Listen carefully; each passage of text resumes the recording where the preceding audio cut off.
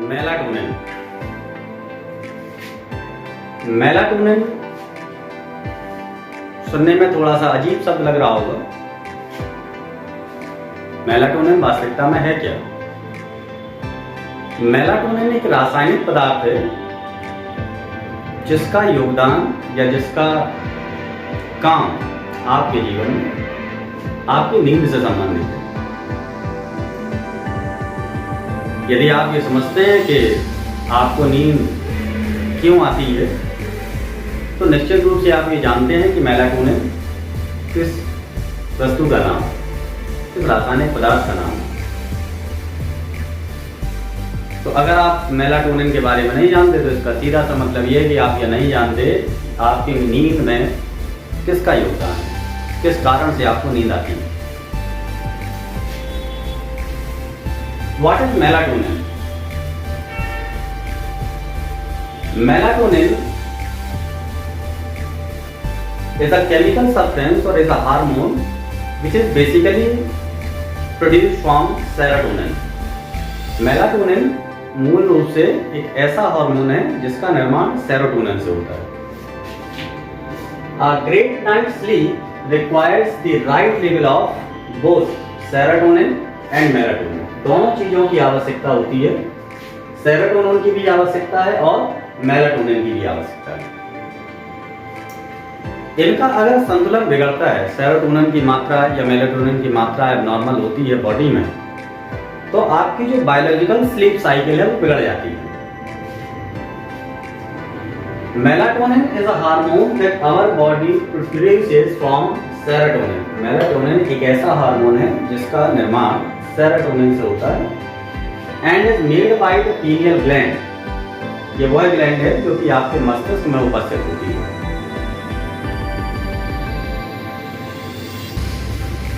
According to Hindu mythology, third eye of lord Shiva is the transformation और the modification of this pineal gland. एक physics के student का अगर six sense बहुत strong है, तो उसमें पावर ऑफ इमेजिनेशन बहुत स्ट्रांग है, तो it is obviously said that he has a very great and strong six sense only because of high level of the activation of the pineal gland. A pea-sized gland found just above the middle of your brain. It helps your body know when it is time to sleep and when to wake up. ये वो है जिसको पता है कि आपको कब सोना है और कब जागना है। आपको एक टाइम पे नींद आती है, एक टाइम पे आप जाग जाते हैं। तो एक बायोलॉजिकल जो क्लॉक साइकिल है that is maintained by the pineal gland with the help of the two chemical substances melatonin and serotonin. Melatonin's job is to regulate our circadian sleep clock. Melatonin का काम ये है कि आपकी जो sleep clock है उसको रेगुलेट करे, निर्धारित करे कि आपकी बायोलॉजिकल स्लीप साइकिल कैसी होगी। Whereas serotonin is responsible for triggering rapid eye movement. REM stands for rapid eye movement. यानी कि REM स्लीप को रेगुलेट करने का काम क्या है, किसका है? सेरोटोनिन का। And melatonin actually doesn't make you sleep. Melatonin वास्तविकता में आपको सुलाता नहीं है। मेलाटोनिन बॉडी के अंदर वो एनवायरनमेंट पैदा करता है जिसकी वजह से आपको नींद आती है। But it is critical in helping to signal the body for sleep. ये ऐसे सिग्नल पैदा करता है जिससे आपको नींद आ जाए, नींद प्रोड्यूस हो जाए। By regulating sleep and the wake cycle. बस इसका काम ये है कि ये स्लीप साइकिल जो आपकी बॉडी में प्रेजेंट है, जो वेक साइकिल, वेकअप साइकिल आपके बॉडी की प्रेजेंट है, उसको रेगुलेट करने का काम मेलाटोनिन का होता है। People are suffering because of the sleep problem. Some of the people are early riser, some of the people are late riser. Some people are sleeping a lot and some people are in deprivation of the sleep. कुछ लोगों को नींद बहुत आ रही है, कुछ को नींद ही नहीं आ रही है, कुछ को बहुत देर से नींद आती है, कुछ को नींद बहुत देर तक आती है. It is nothing but all about the chemical orientation of your body, the melatonin and the serotonin. If there is any kind of the imbalance in your biological clock cycle of the sleep, then you are recommended to boost your natural melatonin. Modern living, for all its benefits, can actually decrease the level of the natural melatonin. आज का जो दौर है, जो आज की living conditions हैं, उसमें ये बायोलॉजिकल क्लॉक साइकिल बिगड़ रही है. But naturally the melatonin can be boost in our body. Like eat melatonin rich food, जैसे कि चेरी होती है, इसको अगर आप डाइट में शामिल करते हैं तो it is what one of the food product which is rich in the ingredient for the melatonin. Egg is also rich in increasing the level of the melatonin in the body. Pista, that is also good to enrich the concentration of the melatonin in the body. One more habit can be removed just to increase and boost the melatonin level of the body, that is to be apart from the screen at your room. अगर आपके bedroom में एक बड़ी सी screen है, आप ज़्यादा से ज़्यादा टाइम पे लैपटॉप पे, कंप्यूटर पे या स्क्रीन पे वर्क करते हैं, तो it can lower down the level of the melatonin. किसी को कुछ सिखाना आज के समय में कुछ चीजों के संबंध में बड़ा आसान है और कुछ चीजों के संबंध में बड़ा मुश्किल है. अगर मैं ये सिखाना चाहता हूं आपको कि आपकी नींद की वजह आपके अंदर ही है, तो ये शायद मुश्किल होगा. आप उस नींद की वजह को बाहर ढूंढेंगे. आपको लगेगा कि अगर ऐसा कुछ हो जाए तो मेरे जीवन में आनंद आ जाए, सुख सुविधाओं से मैं संपन्न हो जाऊं, तो बहुत अच्छी नींद आने लगेगी, मैं सो सकता हूं अच्छे से, मेरा परिवार सो सकता है अच्छे से. ये आपके मन में धारणा ऐसी है.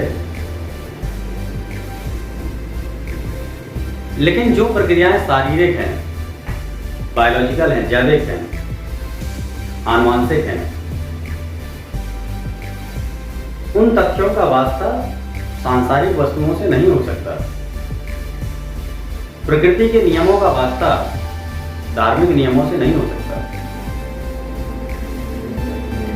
हालात ऐसे हैं कि गलत सिद्धांतों को अगर हजारों वर्षों तक दोहराया जाए तो सिद्धांत अति प्रिय हो जाते हैं और संपूर्ण दोष मनुष्य में दिखाई देने लगता है.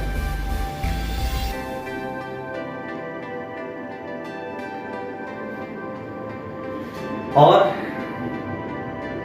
जब बात आती है इस मूल्यांकन की कि दोष किसका है, सिद्धांतों का कि मनुष्य का, तो वो गलत सिद्धांत, उन गलत सिद्धांतों के समर्थक, उन गलत सिद्धांतों से संबंधित पुस्तकें ये दोष लगाने में लग जाती हैं कि संपूर्ण दोष मनुष्य मात्र का है, सिद्धांतों का नहीं.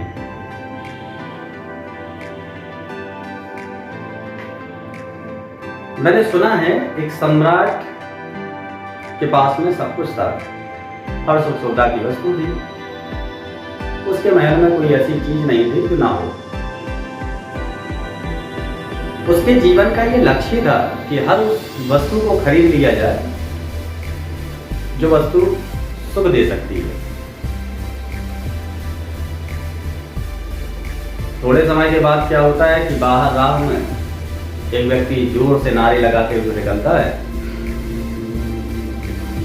पंखे ले लो, पंखे ले लो, अद्वितीय पंखे, विकसित पंखे, सुंदर पंखे, ऐसे पंखे जो देवलोक के थे, वो पंखे ले लो. आयु इन पंखों की 100 वर्ष की है. इस प्रकार के नारे लगाता हुआ व्यक्ति महल के रास्ते से होकर गुजरा. राजा के अहंकार को ठेस लगी ये कैसे पंखे जो मेरे पास नहीं है? इस संसार की समस्त अद्वितीय वस्तुओं पर मात्र मेरा अधिकार है, ये राजा का मानना था। प्रहरी को आदेश दिया गया, इस पंखे वाले को बुलाया जाए। कैसे पंखे हैं इसके पास? पंखे वाला आया, पंखे दिखाए, साधारण से पंखे, 2-2 पैसे की कीमत। लेकिन बेचने वाले का ये हुनर, बेचने वाले का ये विश्वास कि पंखे अद्वितीय हैं।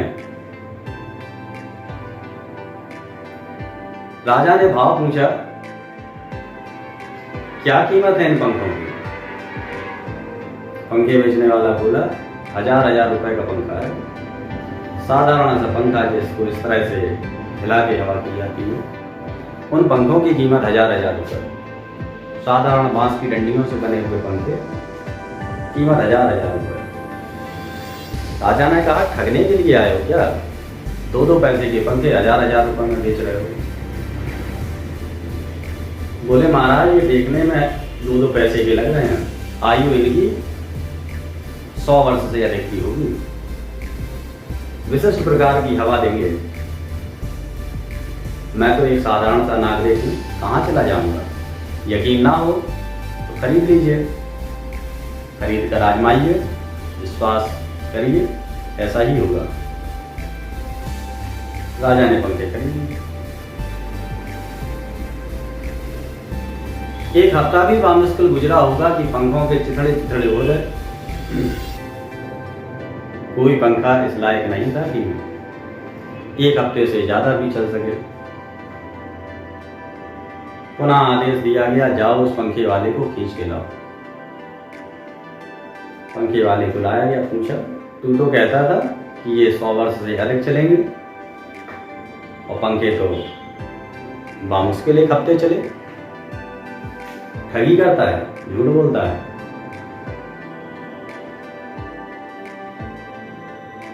तो पंखे बेचने वाले ने कहा कि महाराज, पंखे तो 100 वर्ष की आयु वाले ही हैं, 100 वर्ष की आयु वाले ही थे। मेरी जानने की इच्छा ये है कि ये पंखे आपने चलाए किस प्रकार से थे, कैसे उपयोग किया इन पंखों का? मेरा भी हक है जानने का, बताएं तो। महाराज ने बताया कि पंखे ऐसे ऐसे चलाए और पंखे टूट गए। बस यही तो गलती हो गई महाराज, पंखे ऐसे थोड़ी चलाने थे। आप पंखे को यूं पकड़ते और चेहरे को ऐसे ऐसे हिलाते, पंखे 100 वर्ष से ज़्यादा चलते।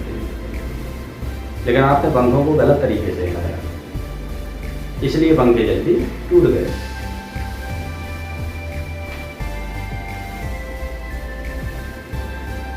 हमारी पुस्तकों ने,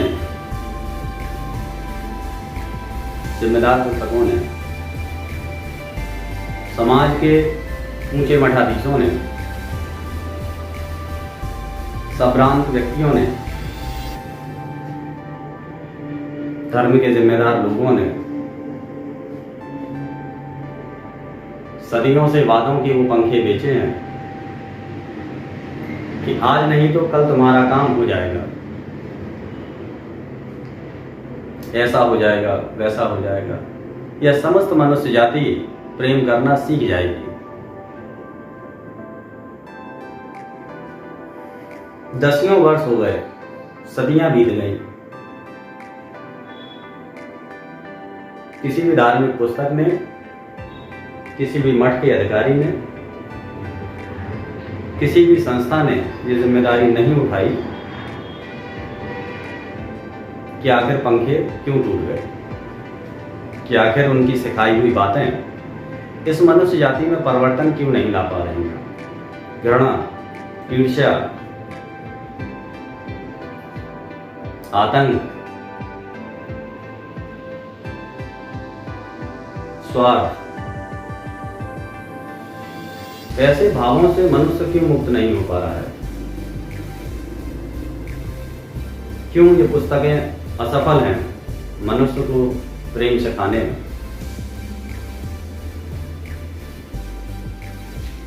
जो काम सैकड़ों वर्षों से ये लोग नहीं कर पाए, जो काम सैकड़ों वर्षों से ये किताबें नहीं कर पाई, मुझे लगता है कि यह काम और सैकड़ों वर्षों तक ये नहीं कर पाएंगे, नई पुस्तकें कर पाएंगे।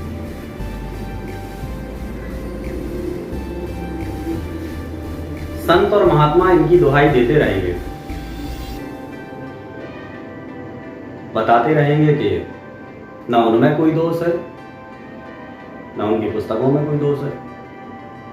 दोष मनुष्य का है, दोष तुम्हारा है। तुम में ही वो हुनर नहीं है कि तुम प्रेम सीख पाओ, तुम में ये हुनर नहीं है कि तुम समाज से प्रेम सीख पाओ, मानवता से प्रेम सीख पाओ, मनुष्य से प्रेम सीख पाओ। ये तुम पर ही आरोप लगाएंगे, ये तुम्हें ही कोसेंगे।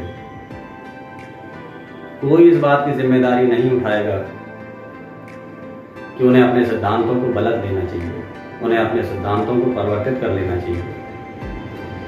आवश्यकता है सिद्धांतों में परिवर्तन की, एक दौर से, एक वक्त से, एक भरोसे पर यकीन करके जीवन चलाते रहे हैं तो क्या हुआ? सिवाय आतंक, घृणा, ईर्ष्या, द्वेष, द्वंद्व, ऐसे भावों से मनुष्य में जीवन को जीना पड़ा। कब तक यूं ही जीवन को जिया जाएगा? सिद्धांतों को बदलने की आवश्यकता है। जीवन सुख में और आनंद में बिताना हो तो बहुत ज़्यादा उपलब्धियों की नहीं, नींद की आवश्यकता है। मोटे गद्देदार बिस्तरों की नहीं, मानसिक उस अवस्था की है जिसमें नींद आती है, ना कि मोटे मोटे गद्दों की। भोजन की आवश्यकता नहीं है, आवश्यकता है भूख की।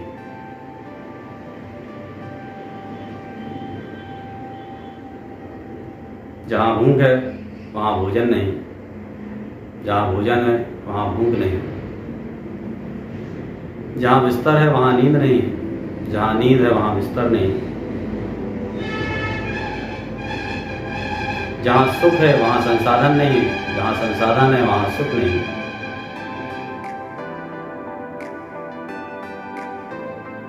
वजह एक जिद कि हम बस अपने सिद्धांतों को नहीं बदलेंगे। बदलना तो मनुष्य को ही पड़ेगा। मैं ये कहता हूँ, मनुष्य को बदलने की आवश्यकता ही नहीं है। सिद्धांतों में थोड़ा सा लचीलापन लाके तो देखिए, इनमें नया सृजन करके तो देखिए। जीवन में सुगंध और जीवन में आनंद तो स्वतः ही उत्पन्न होता है। बिल्कुल वैसे ही जैसे फूलों में सुगंध और उनमें सौंदर्य पैदा करने के लिए किसी पुस्तक के ज्ञान की, किसी सिद्धांत की आवश्यकता नहीं है। कि परमात्मा का सृजन है, परमात्मा के सृजन को, उसके सिद्धांतों को जब तक मनुष्य अपनी भाषा से, अपने ज्ञान से, अपने शब्दों से परिभाषित करता रहेगा, तब तक सिद्धांतों में अपूर्णता रहेगी। कुछ बातों में पूर्णता